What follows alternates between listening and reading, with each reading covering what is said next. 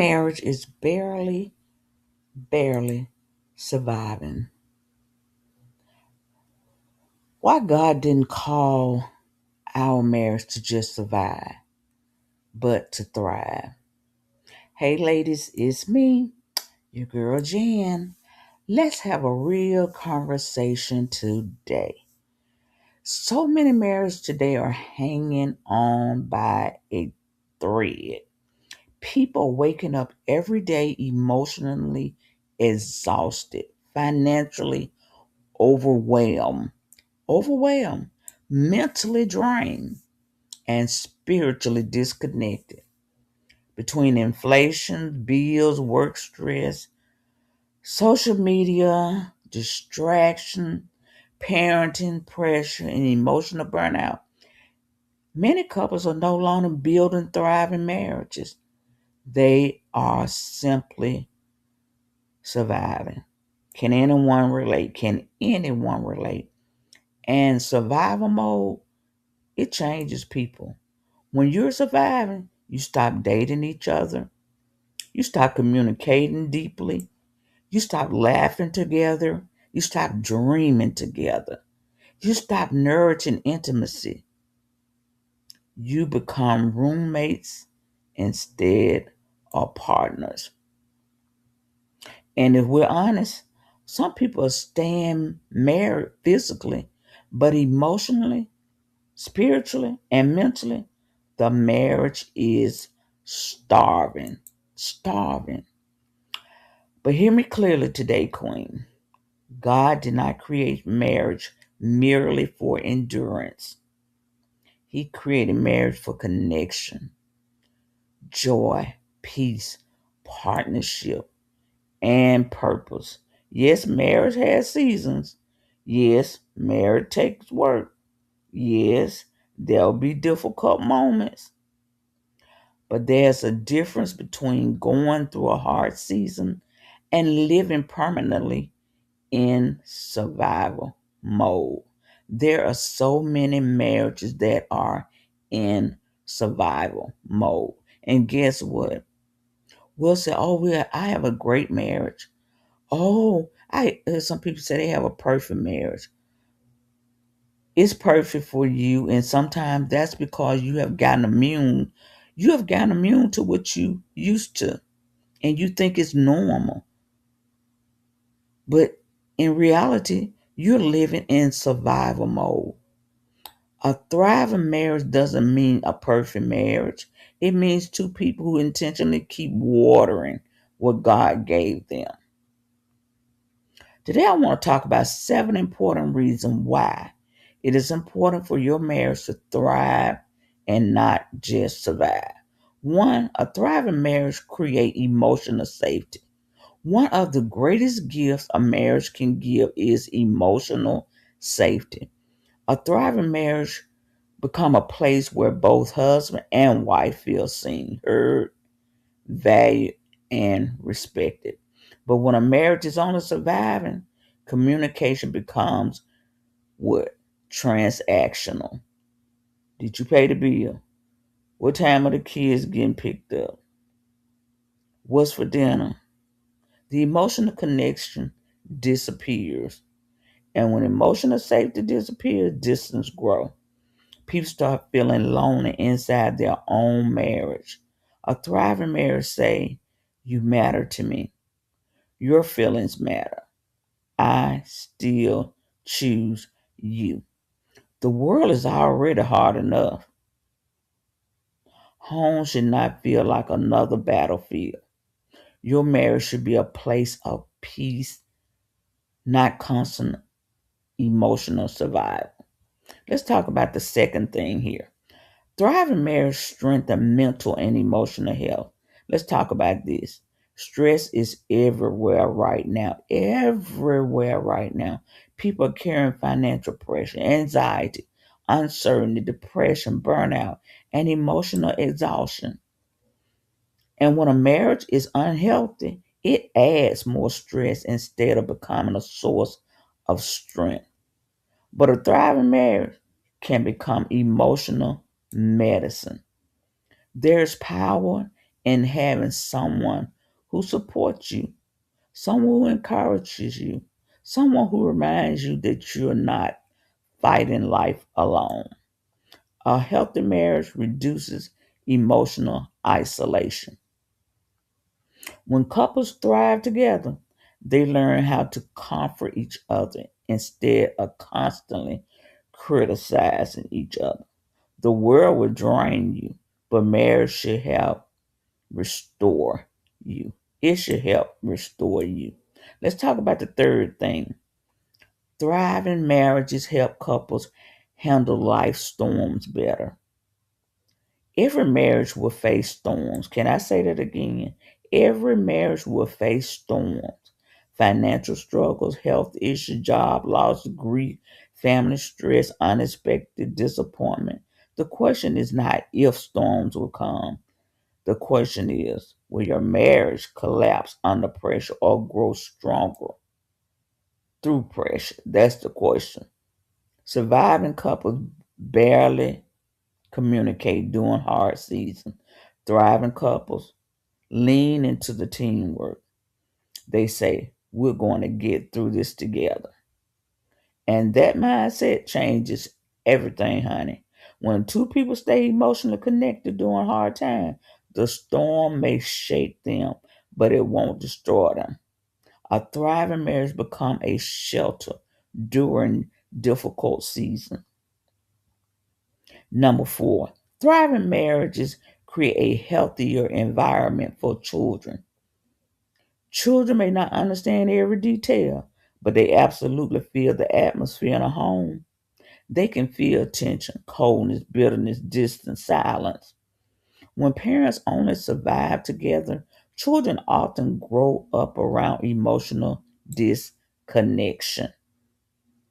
But when children witness love, grace, communication, affection, teamwork, prayer, and respect, it shapes them in powerful ways. A thriving marriage teaches children what healthy love looks like. It teaches them how to communicate, how to apologize, how to forgive, how to love with patience and grace. Your marriage is preaching a message every single day inside your home. Queens, if you made it this far with me, if you haven't subscribed, girl, what are you waiting on? Go ahead and subscribe. There's 300 videos out there, long form, short form. Um, some that have the voiceover, some that I show my face and I talk on. All kind of, for married, for the single, for the engaged. There's something to encourage you, inspire you, and something that you can learn from. So if you haven't hit that subscribe button, hit that subscribe button, and let's keep going. And listen to this video all the way to the end. I definitely appreciate you. Let's talk about number 5. Thriving marriage keep intimacy alive. This is where intimacy. This is where so many marriages go lacking. One of the first things survival mode attack is intimacy, not just physical intimacy, but emotional intimacy too. People get busy, distracted, exhausted, disconnected, and before long, couples stop pursuing one another. But thriving marriages stay intentional. They still flirt, they still talk, they laugh, they touch, still connect. Intimacy does not survive automatically. It must be nurtured intentionally. Queens, we have to nurture it intentionally. Intentionally. Stop putting intimacy on the back burner. Well, I just don't have the desire. Oh, my husband don't have the desire. Oh, my husband have a desire, but I don't have. So we don't. He don't have a desire. He doesn't initiate it, so I don't. And when you'll look back and you will have gone months, no, weeks first, months, and some people years without intimacy. God created sex for marriage, and that's one thing the enemy will definitely fight. You see all the single people out there. I won't say all. A lot of single people out there having sex and talking about sex, and the married people, we have put sex on the back burner. We have put intimacy on the back burner. We have put that being intentional, because that's where it starts. You have to be intentional, because you end up growing apart. A marriage without connection slowly become vulnerable to emotional distance and temptation. You keep putting it on the back burner, you're not having sex, somebody end up being tempted, the weaker person. And you get so used to it, and it become a thing you think is normal. It's normal for us to live like this. And let me say this lovely. Your spouse should not constantly receive the leftover version of you after the world has drained all your energy. Thriving marriage protect connection on purpose. Let's talk about number 6. Thriving marriage honor God's design for marriage. They honor it. Marriage was never meant to be a prison sentence. It was designed by God as partnership. And in Ecclesiastes, I think, yes, in Ecclesiastes, it talks about two are better than one. God created marriage to reflect unity, support love, sacrifice, grace, and covenant. But the enemy loves distract marriages, disconnect marriages, emotionally starving marriages. Because when couples stop nourishing the relationship, division slowly enters. Thriving marriage require intentionality, prayer, forgiveness, communication, grace, and commitment. Not perfection, commitment. God can restore what feels dry. He can heal what feels broken. God can revive what feels emotionally exhausted. But both people must be willing to water the marriage again. And let's talk about our last one. Life is too short to spend the entire marriage in survival mode. You know if your marriage is in survival mode. And some people may not know that, because it has been that way so long, you just think it's just normal. Oh, we talk here and there, talk about this, talk about that. We're not mad, throwing pots and pans at each other. We're not fighting. So we have a beautiful marriage. No communication, no intimacy. The love has been lost. The love is gone. You're in survival mode. You might not even know that you're in survival mode, but you're in survival mode. Stop and ask yourself, evaluate your marriage. Where does my marriage stand? Is my marriage thriving? Is it just barely surviving? Is this the way we're supposed to live? Because we will look on social media and think everybody have a great marriage. That's why people be so shocked and surprised when they hear of a person that, oh, they just got a divorce. Because people only tell you what they want you to know. You have sat and watched them post all the beautiful posts, telling every turn that them and their husband make, everything they do, but they only tell you that part. They don't tell you the stressful part in the marriage. They don't tell you they stay up at night trying to figure out how they're going to pay a bill, or they worried about a child, or they don't tell you all that. They don't tell you the disconnect that they have. They only tell you what they want you to know. So people would think that there's so many thriving marriages out there, but they're not. They're not. So let's go into the 7 one. And remember, life is really short, right? I have two of my closest friends to lose um loved ones. Loved ones. Within the not loved ones, spouses, their husband, within probably the last 6 months. And it was an eye opener to me that life is definite too short. We think that we're gonna be together forever. And then we never know. We never know when be that last conversation with our husbands, ladies. So we have to live every day like it's our last one so that we will not have any regrets, that we would not have to look back and say, oh, I wish I had have done this better. Oh, I wish we had have spent more time together. Oh, I wish we had a laugh more.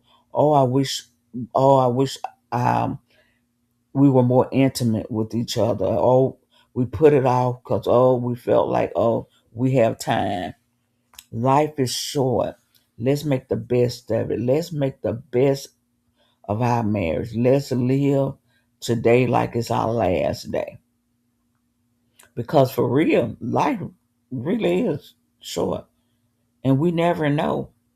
We never know when one of us gonna leave the other one. Because guess what? We're gonna leave you. Somebody gonna leave somebody. Somebody is gonna leave somebody. Remember that. Somebody is going to leave somebody. So many couples spend years saying, we'll work on us later.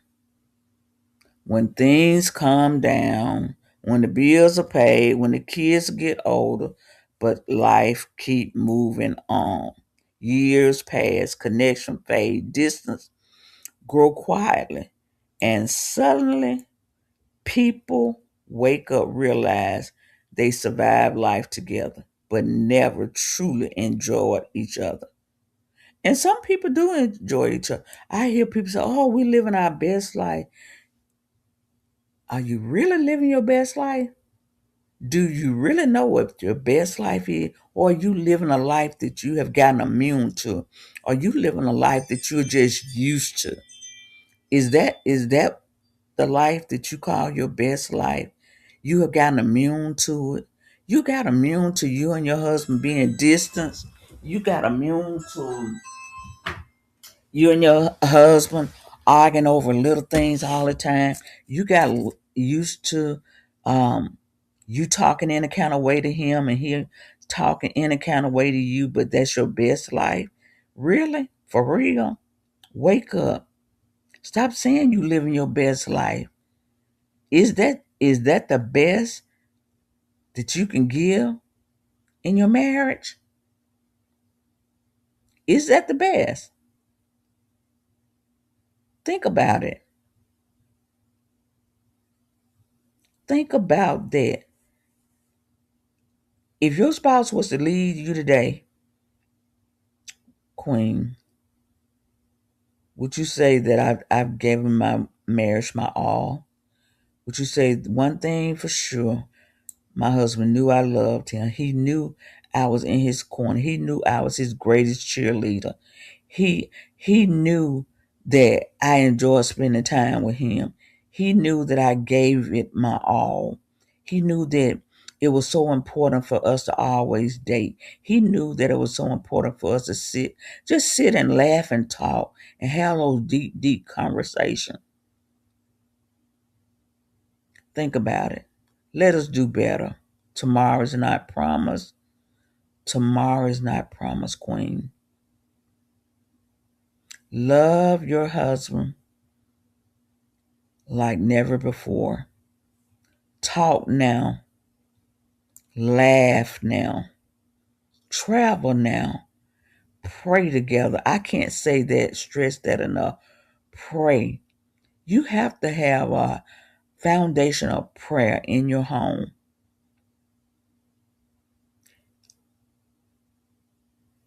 Pray together. Reconnect now. Date again. A thriving marriage is built in small, intentional moments, not grand perfection, just consistent care. If your marriage has been barely surviving, I want to encourage you today. Survival mode does not have to become your permanent reality. Your marriage can breathe again. Your connection can grow again. Your joy can return again. But thriving requires intentional effort. You got to put forth effort. You cannot neglect the marriage and expect intimacy to grow automatically.